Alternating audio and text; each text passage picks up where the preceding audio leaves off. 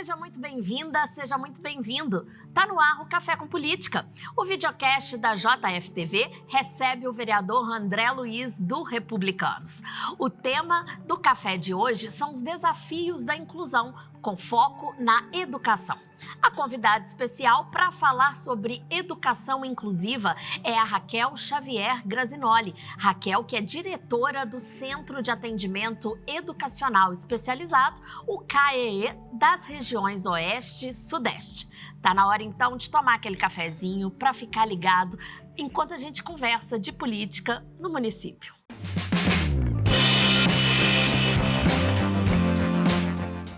O Plano Nacional de Educação, PNE, aprovado em 2014, e em particular o Plano Municipal de Educação de Juiz de Fora, de 2017, enfatizam o propósito de universalizar para a população de 0 a 17 anos com deficiência, transtornos globais do desenvolvimento e altas habilidades ou superdotação, o acesso à educação básica na rede regular de ensino e o atendimento educacional especializado. Os Centros de Atendimento Educacional Especializados compõem a estrutura da Rede Municipal de Educação de Juiz de Fora. E a nossa convidada especial aqui hoje dirige um desses centros, que é o CAEE Oeste e Sudeste. Certo, Raquel? Seja muito bem-vinda. Vereador André Luiz, sempre aqui com a gente, sempre bem-vindo também.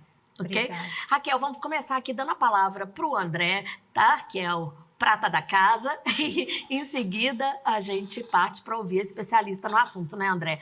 André, como a gente falou aqui na introdução, a gente tem um plano nacional e temos um plano municipal também, que tem aí uma vigência de 10 anos, né? Ou seja, ele fica vigente até 2027. Queria ouvir do senhor o que o senhor observa durante o mandato do senhor nessa área aí da educação especializada, o contato que o senhor teve, né? Estamos aí conseguindo, de fato, no caminho certo para essa universalização da educação? Dizer, primeiro, um prazer muito grande estar mais uma vez aqui com você, Judite, com Café com Política, e prazer maior ainda com uma convidada tão especial, que é a Raquel, que fez com que a gente passasse a olhar com mais carinho, com mais atenção para essa causa, né? E a população, é bom ela ter mais informações sobre esse assunto, para ter mais conscientização e para que a gente possa ter mais políticas públicas voltadas para a questão da educação especializada. O Plano Municipal e o Plano Nacional de Educação, eles é um grande avanço eles colocarem isso, né? Incluírem isso no plano, colocarem isso como prioridade. Nós estamos aqui em Juiz de Fora, podemos dizer, a Raquel vai falar melhor sobre isso, que nós estamos no caminho, mas é um caminho muito longo, e que a gente caminha, a meu modo de ver, né, ingressando aqui na política e enxergando a necessidade com o que de fato na prática acontece, a gente imagina que está sendo feito alguma coisa, mas é um caminho muito longo, há muita coisa a ser feita e precisa realmente de muita vontade política.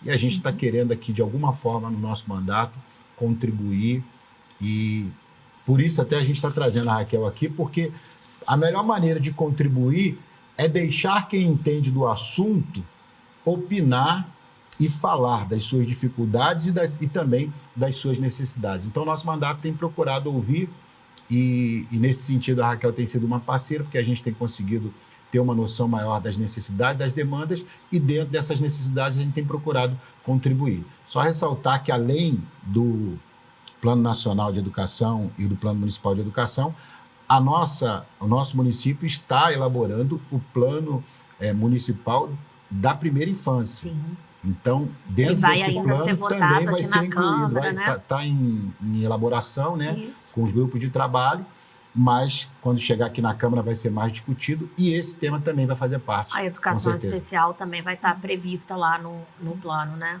Vai ter um espaço especial lá. Vamos ouvir agora, então, a Raquel, que tem muita coisa para ensinar aqui para gente, para contar, para elucidar, compartilhar isso, boa palavra. Raquel, eu vou deixar você se apresentar, porque o currículo dela é muito vasto. Você tem formação em pedagogia, né, aqui na UFJF, mas tem aí já especialização na área do autismo e tal. legal. E chegando no doutorado que a Raquel está fazendo agora, que eu achei interessante, que é um doutorado em políticas públicas, né, e voltado para essa questão da educação especial. Então, se apresente para a gente e, em seguida, já pode emendar aí no trabalho do CAEE, dizendo o que é o CAEE, né? Tá, joia. Agradeço muito a oportunidade, agradeço a parceria do vereador, né? Antes da gente começar a gravar aqui, a gente estava conversando e eu estava dizendo dessa oportunidade que ele deu para a gente de trazer esse diálogo. Esse convite hoje é muito querido, eu sempre fico muito satisfeita de falar das políticas de educação especial do município de Juiz de Fora. A política nacional, ela começa em 2008, mas muito antes da política nacional, Juiz de Fora já tinha muitas iniciativas. Dentro da Secretaria de Educação, essa proposta começa em 1995, e sempre atrelada à formação de professores. Se eu hoje estou aqui, é porque eu sou fruto de várias formações ofertadas por essa própria rede de ensino, né? Que foram várias formações de professores que foram me despertando para essa área da educação especial. Então, meu mestrado é em educação inclusiva, e a necessidade que eu fui percebendo é de que nós fazemos muito, né? Nesse município a gente tem muitas iniciativas de forma contemporânea, muito de vanguarda mesmo, só que não são catalogadas, não estão historicamente registradas, e muitas coisas não chegam para a população. Então, por exemplo, o trabalho dos CAEs e das salas de recurso multifuncional que acontecem na escola são um direito, né, garantido pela política nacional. E se a gente for pensar, em Juiz de Fora nós temos 103, 102 escolas, e dessas 60 já tem as salas de AE. Mais da metade. Os centros de AE, eles surgem para suprir a necessidade das escolas que não têm as salas de recurso multifuncional, para ofertar esse serviço, que depois eu explico o que é. E aí os centros em Juiz de Fora são regionalizados, nós somos 4. Né? Nesse momento eu estou diretora do CAEE Oeste Sudeste, mas eu era professora desse centro, né? E o CAEE, né? Eu ia falar o CAEE atende a região Oeste, a região Sudeste, algumas escolas da zona rural e algumas daqui do centro e outras ainda da zona norte. O CAEE Centro recebe as escolas da região central, mais do Mariano em diante, né? Manuel Honório, as da região norte e algumas da zona rural lá daquela região. Nós temos o CAEE Sul, que fica no Ipiranga, que atende toda essa região também, ali a partir da Rio Branco, Bom Pastor e Santa Luzia. E o CAEE Leste, que atende Linhares, toda essa região que fica depois do Vitorino, né? E essa regionalização ainda não chegou para a região norte, é uma região muito grande, que a gente percebe, né, que o deslocamento das famílias é um translado complicado, né, para os atendimentos, mas ainda não tivemos a abertura desse centro lá, que estava no planejamento, mas que a gente sabe que as questões orçamentárias às vezes são impeditivas, ainda né? não foi possível, mas sempre teve um investimento muito grande, né, de garantir esse tipo de serviço. O atendimento educacional especializado, ele é um serviço que acontece no contraturno da escola. Então, esse público que você disse aí, né, que é o público... Algumas pessoas dizem público-alvo, a gente não diz mais isso, a gente diz público da educação especial. Alvo de nada. Não é alvo, é público da educação especial. Eles têm o direito desse atendimento no contraturno. Sim. São atendimentos oferecidos, né, dentro da perspectiva educacional, não é o viés, né, clínico, nem biomédico, não é essa a nossa intenção. A nossa intenção é diminuir, minimizar as barreiras que esses sujeitos atendem, né, e ampliar as possibilidades deles de terem acesso ao currículo. Então, assim, o que a gente pensa é olhar primeiro o sujeito, então olhar primeiro a Raquel. Qual é a demanda que a Raquel apresenta? Não é saber se eu sou uma pessoa com autismo, se eu sou uma pessoa com deficiência visual, com surdez. Antes disso, eu sou a Raquel. Então, quem é esse sujeito, né? De que família eu venho? Que necessidades de fato eu tenho? O que a minha história traz? E, a partir disso, traçar um plano de atendimento. Dentro desse plano de atendimento, que é uma das funções do professor de AE, a gente vai criando as estratégias. Então, eu preciso de adequação ao currículo, eu preciso de adaptadores de tecnologia assistiva, Eu preciso de comunicação alternativa ou comunicação aumentativa? Preciso que a pessoa aprenda Libras, aprenda Braille, né? Então, quais os recursos? Quem traça essas estratégias para implementar os recursos é o professor de EE. E a gente precisa fazer essa articulação constante, né, com os demais professores, para que essas barreiras na sala de aula elas sejam minimizadas para dar, de fato, acesso à educação. Então, assim, a gente tem buscado isso de forma intensa, mas como o vereador disse, né, por mais que Juiz de Fora tenha caminhado muito, e eu tenho muito orgulho de falar disso, porque eu faço parte dessa história, né, eu fui convidada a trabalhar nesse serviço em 2007, então, assim, o tempo todo eu me dedico a isso, é uma coisa que eu gosto muito de fazer, que eu quero muito fazer, e outras pessoas que vieram antes de mim fizeram um arado. Para mim, tem uma professora que trabalha comigo que fala, isso é tudo fruto de um arado, né? Ninguém constrói nada do zero, a gente vem numa sequência de ações, mas ainda temos muita coisa para fazer, muita coisa. Passa por muitas questões. O CAE, dirigido por você, né, Oeste Sudeste, são quantos alunos? Nesse Raquel? momento, a gente está com 101. 101 alunos. Isso. Comporta mais? Não. Não, então, isso que eu ia explicar. O nosso grande problema, até o vereador esteve lá conhecendo, né? E assim, a equipe dele toda, a esposa dele esteve lá para conhecer também o trabalho. E aí, o que acontece? A gente tem uma rotatividade. Isso é um complicador do serviço. Né, quando a proposta foi falar dos desafios, né, um desafio que a gente tem é garantir essa continuidade do atendimento, porque a família, às vezes, ela tem muito desejo pelos atendimentos, mas às vezes o translado é complicado. Às vezes a saúde de alguns meninos, né, que nós atendemos, elas têm implicações, fragilidades, né, precisam de longos distanciamentos, tem questões de desordens que acontecem, né, de rotinas que são quebradas e que para eles desorganizam muito. Então, assim, às vezes a gente começa o ano com um grupo de 130, 120, tem CAE que atende 140, 150. E aí a gente vai tendo essa quebra, porque também tem muitas mudanças de bairro, né? A gente trabalha com muitas famílias com fragilidades sociais grandes, há uma frequência de translado de bairro, de região. Mudam, né? De endereço, Mudança, né? De endereço. Então, a gente tenta manter, por exemplo, entre nós 4 diretoras, esse fluxo. Olha, está saindo daqui a família tal, está indo para... Tenta absorver o mais rápido possível. A gente tenta manter esse diálogo bem afinado para que não pare o atendimento, porque a maioria das crianças e dos adolescentes atendidos por nós só tem o atendimento educacional especializado.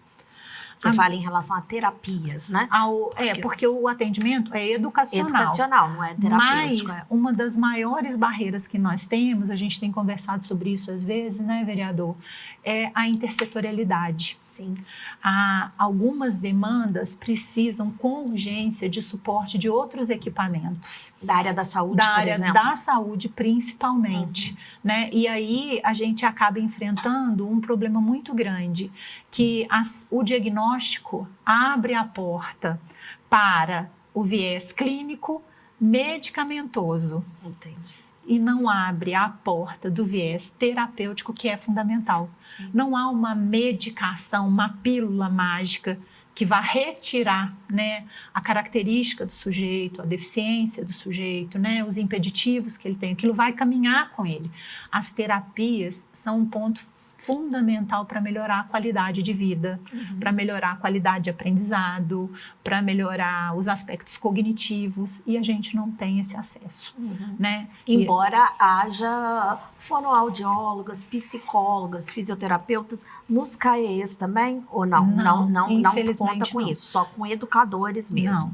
Não. Os centros de atendimento educacional especializado, como na política nacional, eles são centros para o trabalho de professores especializados, né, formados em educação especial. Mas sem nenhum suporte. Sem nenhum suporte terapêutico. Agora, Juiz de Fora, por isso que eu falo, Juiz de Fora foi muito contemporâneo. Quando começaram os atendimentos no que hoje são os CAEs, mas que eram os PACs, eram programas, né, em parceria com a assistência social, com a saúde, e por isso a equipe era multidisciplinar.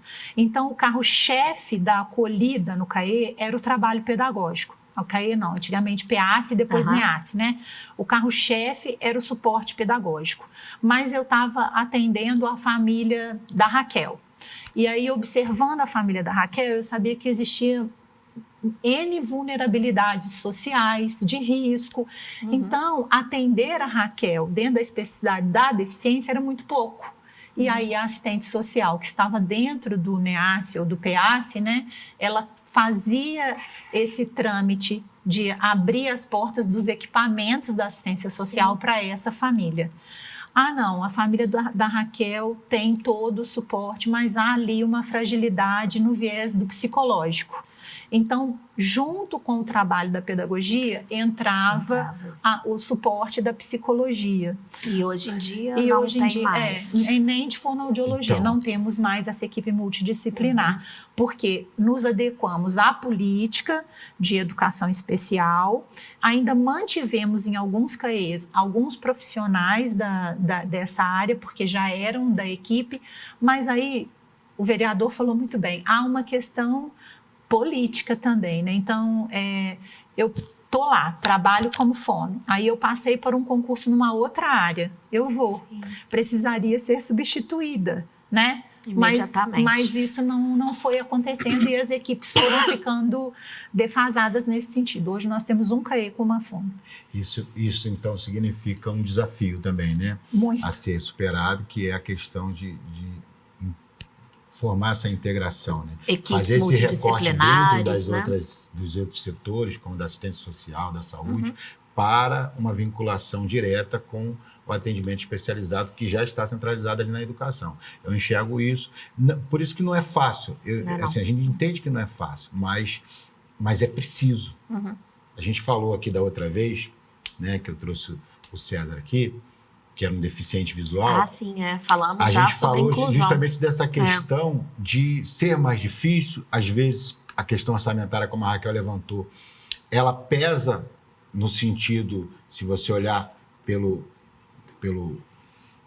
todo, ela vai, poxa, é caro, não, mas no sentido do benefício, do custo-benefício, então ela não se torna caro. Ela precisa ser realmente inclusiva, ela precisa realmente fazer parte. Ela precisa estar dentro da ordem de prioridade, porque a criança que ela é uma criança especial, que precisa e necessita de um atendimento especial, ela é tão criança e tão especial quanto uma criança que não tem nenhum tipo de deficiência. Sim, sim. Então, o investimento que é feito para o investimento que é feito para o melhor atendimento do outro que tem uma deficiência, a proporção do valor ela vai ser diferente, mas por conta da necessidade.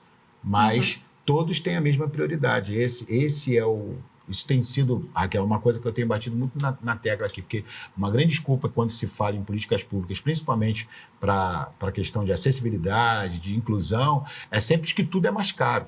Sim, né? Mas é preciso. É direito, né? Essa universalização, o acesso de todos. Exatamente. Né? Então, acho que é por isso que vale a pena a gente estar trazendo esses assuntos.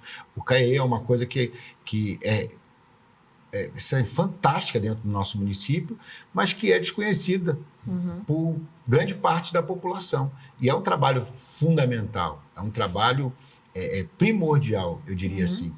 E que precisa de ser pensado ano após ano para se melhorar ainda mais. E para você pensar em melhorar, você tem que ouvir quem está ali para mostrar as dificuldades. Ainda precisa melhorar os que já existem, né? Ter essa interligação com outras áreas, né? A área de saúde, assistência social, e de repente virem até outros centros, né? Outros CAEs no município.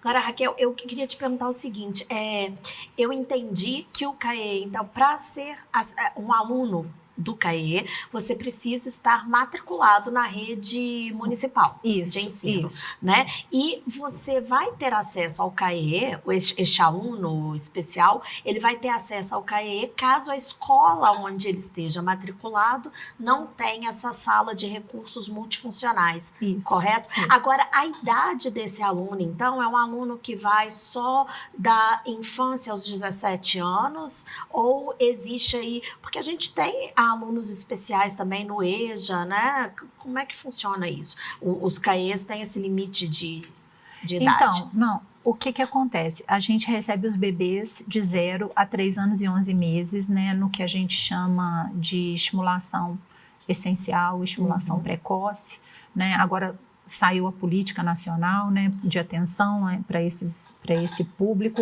0 a 3. É muito importante. Pegando esse gancho que o vereador falou, né, quando você faz um investimento, né, um investimento ali na base, criando as possibilidades de autonomia e de acesso ao que de fato a pessoa precisa, e ela se apropria daquilo, e ela desenvolve as habilidades, lá na frente o seu investimento em recursos para sanar as dificuldades que foram sendo acumuladas, vai ser muito menor. Sim. Porque ao invés de você ter um adulto extremamente dependente, porque ele não participou desses processos de estímulo, lá no início, né? Ele vai ser uma pessoa muito mais, né, assim, autônoma, preparada, funcional, né? Para viver em sociedade em muita igualdade de oportunidade como todos nós, né? Então, o que acontece? Essa questão de zerar a fila da creche, por exemplo, em Juiz de Fora, é uma questão que a gente tem que comemorar todos os dias. Sim. Porque o bebê que vai para a creche, ele começa a ser visto, acolhido, a perspectiva do cuidado, ela é muito precoce. E aí você observa determinadas coisas ali que às vezes não são da deficiência visível e imediatamente você começa aquele trabalho. Eu vou te dar um exemplo. A gente recebeu um bebê lá, ele não tem os olhos nas órbitas. Ele chegou todo enroladinho assim, sem movimento, sem nada. Ele parecia um bebê de meses e ele já tinha 1 aninho e pouco. E aí, nesse pouquíssimo tempo, vocês conheceram ele lá, né? Então, assim, nesse pouquíssimo tempo que ele está frequentando a estimulação precoce, ele está outro. Nós estamos no mês de junho, ele já fica de pé, mesmo que encostado nas coisas, ele já está escorregando nos circuitos psicomotores, ele já está frequentando o parquinho. E agora, como a gente estimula muito, né? A gente pergunta as coisas para ele, ele já identifica as partes do corpo. E a mãe, ela não tinha conhecimento inicialmente, né, de que o filho dela podia tanto. Sim. Porque a gente vai também naquela perspectiva de proteção de mãe, né, de proteger, né? E aí é importante, porque além do trabalho, tem também essa informação para as mães, né? Esse diálogo, essa acolhida dessa mãe e dessa transformação que precisa ser feito para esse sujeito ficar autônomo. E aí os CAEs, eles vão atender no município até o 9º ano, o público até o 9º ano. Que é até onde vai a educação municipal. Até onde vai a educação municipal. A política federal, ela garante que isso seja ofertado na rede particular e na rede estadual. Mas as redes acabam oferecendo de formas diferenciadas. Por exemplo, na rede estadual não temos nenhum centro aqui para atender. Entendeu? Em Juiz de Fora não. Mas tem as salas de AE nas escolas estaduais. Eu só não sei te dizer porque eu não conheço a realidade da rede estadual assim a fundo para falar. Mas sei que tem os serviços. E nós temos, por exemplo, adolescentes da EJA que eram atendidos por nós e aí foram para a EJA, por exemplo, do SEM. E aí mesmo com 18, 19 anos, como estão matriculados na rede, eles podem continuar com o atendimento, porque o Fundeb, ele dá direito à dupla matrícula para o AE, mas desde que o estudante esteja matriculado na rede regular de ensino, né? Então, os nossos lá, por exemplo, que são atendidos, né, no CAEI, que foram para a matrícula da EJA no SEM, são adultos, né? Eu tenho pessoas lá no atendimento, por exemplo, da cegueira, que tem 30, que tem 40, porque são estudantes da EJA, né, na escola, por exemplo, no SEM. lá no SEM, sendo atendidos lá. Isso. Perfeito. Eu tenho uma pergunta para fazer para a Raquel.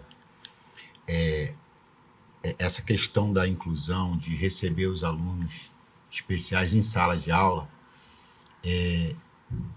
por parte dos pais, às vezes há um certo receio de haver ali um certo preconceito. E a questão é, essa inclusão mostrou o contrário? Eu acredito até que sim, que a resposta seja essa. Até porque a gente vê, e criança é muito pura, e ela recebe com muito carinho. Eu acho que ela também passa a aprender muito com a presença de uma criança especial na sala de aula. Mas ainda existe preconceito? A gente entra até aí também na questão do bullying e tal. É tudo uma questão de educação, né, Raquel? De Esse cultura, preconceito, né? eu acho que ela vai responder que infelizmente existe, mas a gente tem que criar um caminho aí para acabar com isso e não segregar. Né? Vamos ouvir a Raquel. Eu acho que esse espaço de diálogo sempre é bom para a gente levar para a sociedade uma afirmativa. Sim. De que as famílias elas podem confiar na escola. Uma coisa que a gente tem percebido é que assim, o espaço midiático ele é imediatamente capturado pelo que acontece de ruim.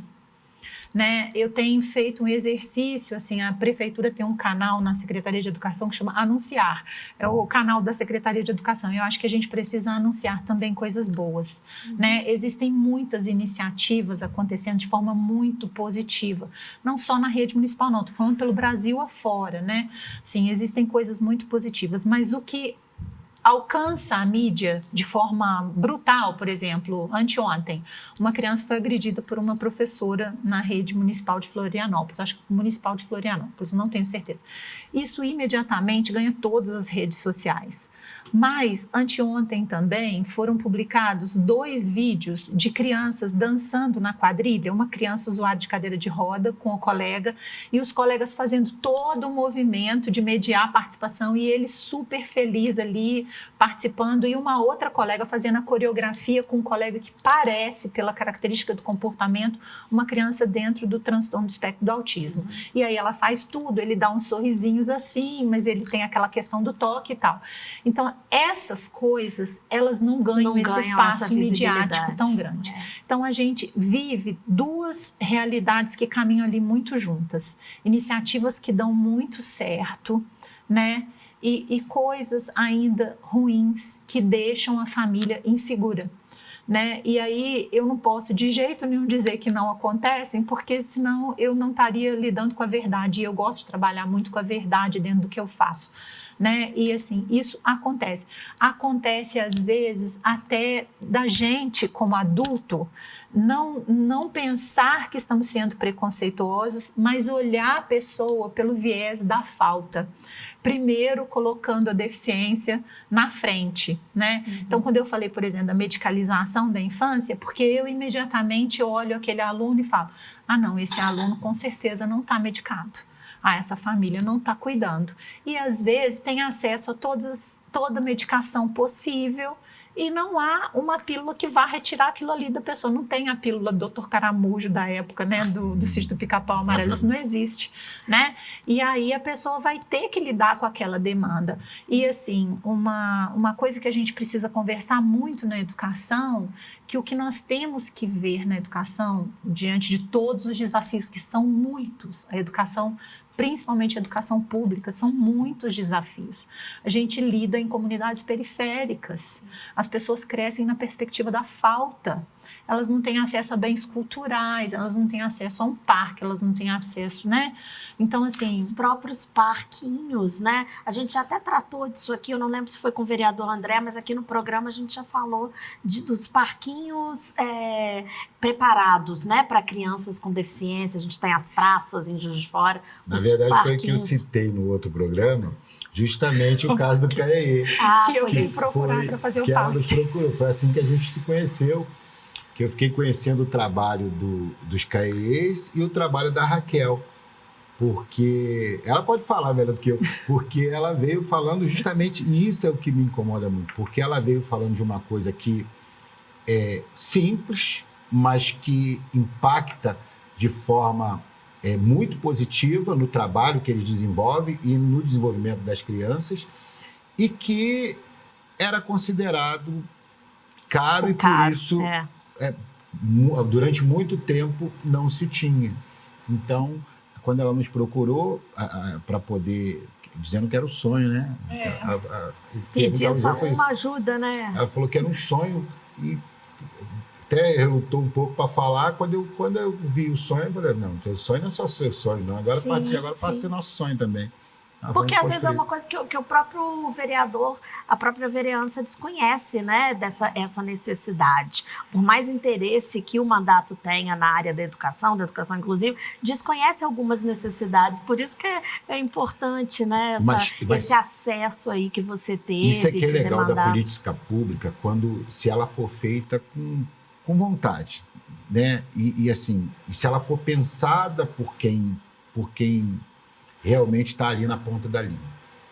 E esse fato dos parquinhos é um fato que exemplifica muito bem isso, porque era uma realidade que até então estava distante, uma ação que a gente fez, a gente destinou uma emenda para poder comprar, e aí ela trouxe o retorno de que, poxa, mudou lá a rotina completamente do CAE por conta de uma ação a gente tem até política, fotos aqui, e fotos também do trabalho ao longo do programa. A gente está mostrando aí essas fotos, agora as do parquinho também, e do próprio trabalho assim nas salas, Raquel. A gente não pode, antes de finalizar, né, a gente já está aqui chegando no nosso tempo, mas eu queria que você explicasse para a gente o que são essas salas, as SRMs, né? O que elas precisam ter para serem consideradas uma sala de recursos multifuncionais, né? E como que é feito o trabalho aí? Ela abrange, essas salas abrangem toda e qualquer deficiência? Então, durante a implementação da política nacional, o próprio MEC investiu nos municípios, né, que se manifestaram desejosos de trazer a política e de implementar as salas. Só que aí, nos últimos anos, a gente teve um esvaziamento desse investimento. Esse ano, aqui em Juiz de Fora, a gente teve uma ampliação muito significativa de salas. Quando a gente começou, depois da pandemia, tinha 43, agora tem 60, são 98 professores atuando com a AE. A gente precisa de vários recursos na sala de AE, né? Às vezes as pessoas pensam que são recursos caríssimos, de muita tecnologia, e não são. Às vezes são recursos de baixa tecnologia, uma bola com guiso, para uma criança de 2 anos entender que ela pode jogar bola quando ela é cega, né? Então, assim, o recurso, ele tem que ser estudado conforme a necessidade da pessoa. Essas salas de recurso, elas têm um profissional ali capacitado para estudar o caso daquela pessoa e trazer os recursos. Pode ser um tablet, às vezes, para usar o recurso de comunicação alternativa, mas pode usar a comunicação alternativa, às vezes, numa prancha de material plastificado. Então, são coisas desse tipo que a gente precisa, por exemplo, uma plastificadora, uma impressora colorida, um notebook, um computador. Essas coisas vão nos favorecendo num trabalho mais potencializado. E o parquinho, por exemplo, era um desejo, porque muitas mães não têm um espaço para levar o filho no parquinho, né? Então, o parquinho, ele trabalha infinitas possibilidades sensoriais de todos os sujeitos. E aí eu passo a perceber que eu posso participar do parquinho fora do CAE também. Porque se eu brinquei ali e deu certo, quando eu estiver em outro lugar, o meu filho também pode brincar. Então, assim, essa perspectiva do desenvolvimento, ela tem que chegar de uma forma a mostrar, olha, isso aqui é possível, né? Isso aqui dá para acontecer. Então, por exemplo, ontem mesmo eu fui com uma das meninas de deficiência visual e ela tem autismo associado. Quando eu coloquei ela na gangorra, ela começou a gritar. Eu falei, eu tô aqui com você, você vai gangorrar. Quer dizer, ela não tem a experiência da gangorra, né? E aí ela ficou chamando o pai e a mãe, eles vieram. Eu falei, não, ela vai experimentar. E aí fiquei com ela, falei, pode ficar segura, eu tô aqui com você. É brincar, é brincar. É uma coisa muito simples, mas trabalha as questões dela, do corpo dela, dela perceber que ela pode sentar e que ela vai ficar segura, que ela vai botar o pé no chão e que aquilo vai parar. São várias coisas que fazem parte de um processo de desenvolvimento cognitivo necessário na escola. Se eu ainda não me conheço para sentar e perceber que eu posso parar aqui, que isso vai dar firmeza para o meu corpo, Como que eu vou dar conta de sentar na sala? É. Como eu vou dar conta de prestar atenção no que os meus colegas estão fazendo? Como eu vou dar conta de participar de um grupo na educação infantil se eu ainda nem me conheço e não sei as minhas possibilidades? Então, assim, essas salas de recurso, elas estão ali para criar as estratégias para desenvolver no próprio sujeito do que ele é capaz, no máximo do que ele for capaz, né? Não na perspectiva da deficiência. Não, o filho da Raquel tem essa deficiência, então ele vai até aqui. Quem vai dizer até onde vai é o sujeito. A gente tem que dar as possibilidades, né? E aí é para isso que as salas funcionam. Falta recurso? Falta.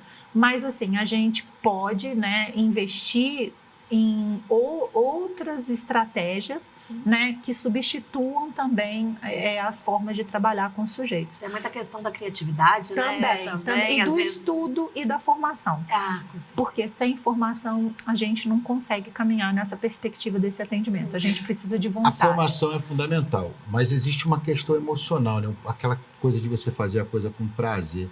Se pudesse, rapidamente, eu sei que o tempo está curto, assim, qual é a sensação, assim, do lado humano de lidar com essa questão tão delicada?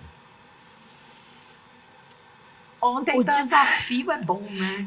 Ontem também a gente teve isso lá. Tem uma avó que chegou lá e falou: ai, gente, quando ele chegou aqui, ele não falava nada, agora ele veio aqui e pediu para mim que ele quer dar, porque tem uma merenda que vai, né? Igual vai para a escola, vai para os CAEs também. E aí a gente faz um cacau com leite que chega, com pãozinho, com manteiga e tal, a gente coloca lá. Ontem chegou mexerica. Aí ele apontou para a vovó e falou leite. Aí ela falou, quando ele chegou que ele não falava nada. Então, isso Qual é muito idade legal. É de 3 anos.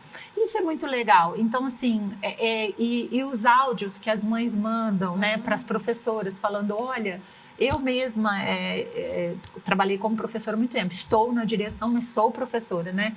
Então, tem um dos meninos lá que eu atendi. Quando ele saiu da estimulação, eu comecei a atender. E hoje em dia ele é um adolescente de 13 anos. Aí a mãe dele fala comigo, me manda, fala, Raquel, olha agora como é que ele está fazendo isso. Lembra como é que você fazia?